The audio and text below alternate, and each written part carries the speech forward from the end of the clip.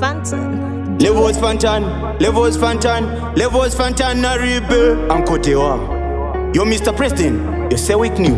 Stand there, magati kucha Nguva minana. Magati kucha na yamana.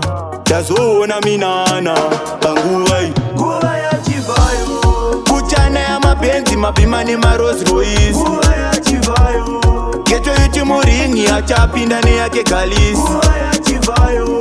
Kucha na yamapenzi mapimani ma Rolls Royce. Nguva yaChivhayo. Geto yuti kudanzi achashika ne yake Galis. Nguva isiri yemaprengi changu kungotsvaga mari yekuisa mutenki. Ndosiya zviye zvekunomira parengi kana zviye zvekuhaya teksi.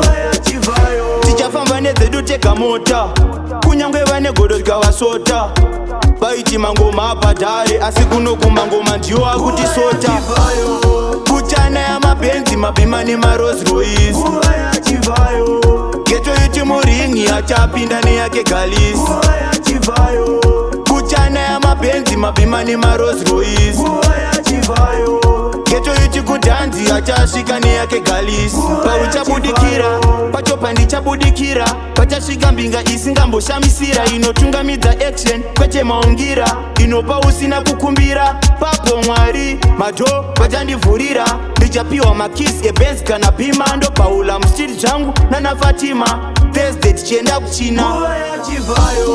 Kuchana yamapenzi mapimani ma Rolls Royce. Geto yuti muringi achapinda ne yake Galis. Kuchana yamapenzi mapimani ma Rolls Royce.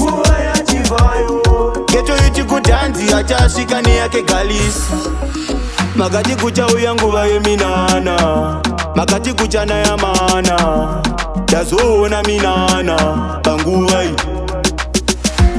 Nguva isiri yemaprengi changu kungotsvaga mari yekuisa mutenki. Ndosiya zviye zvekunomira parengi kana zviye zvekuhaya teksi. Tichafamba nedzedu tega mota kunyangwe vane godo rikavasota. Vaiti mangoma abhadhare asi kunoguma ngoma ndiwo akuti sota. Kuchana yamapenzi mapimani ma Rolls Royce. Geto yuti muringi achapinda ne yake Galis. Kuchana yamapenzi mapimani ma Rolls Royce. Geto yuti kudanzi achasvika ne yake Galis. Fantan, do it. Levels Production. Well done. Go and see Victor.